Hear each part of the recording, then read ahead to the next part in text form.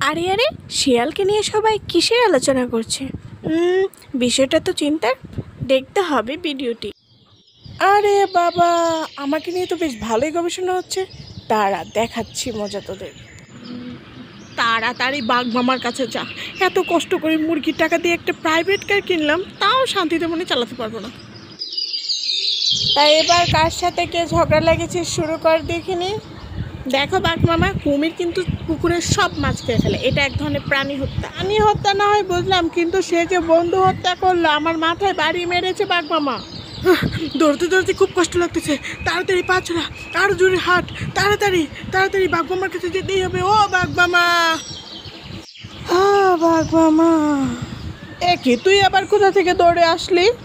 বাঘ মামা, গ্রামের সকলে আমার বিরুদ্ধে ষড়যন্ত্র করছে, বলছে আমাকে নাকি মেরে ফেলবে। এখন আমি কি করবো বলো? আমি থাকতে তোর এত কিসের চিন্তা? চুপ কর তুই।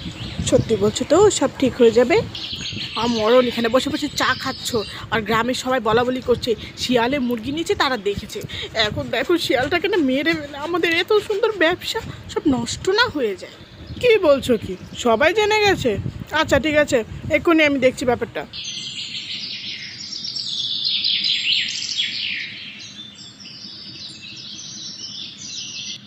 তা এতক্ষণ পরে বুঝি আমাকে ডাকতে মন চায়?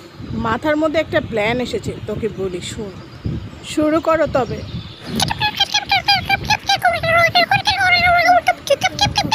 কেমন দিলাম বল? আচ্ছা আচ্ছা, তাহলে এই ব্যাপার। আচ্ছা পরে কি বলে সেটা শুনি। বা মোদি বা, তোকে তো নোবেল দেওয়া দরকার। আচ্ছা গেলাম রে এখন।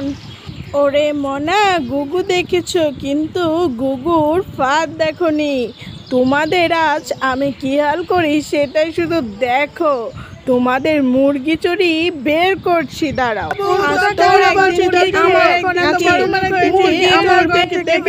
বাইরে তো অনেক লোক চলে এসেছে, এখন আমরা কোথায় যাব? কিভাবে বের হব? কি আবার করব? পালাতে হবে। যে তুমি সব কিছু রেডি করো, আমরা এখান থেকে পালাবো।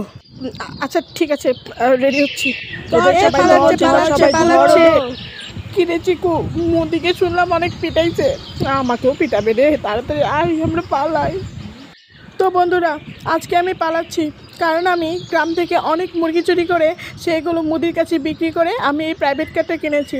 আর এই গাড়ি দিয়ে আজ আমি শহরে চলে যাচ্ছি। আর হ্যাঁ, তোমরা আমার ভিডিওতে সাবস্ক্রাইব করো, লাইক করো, কমেন্ট করো। টাটা, গেলাম আমি।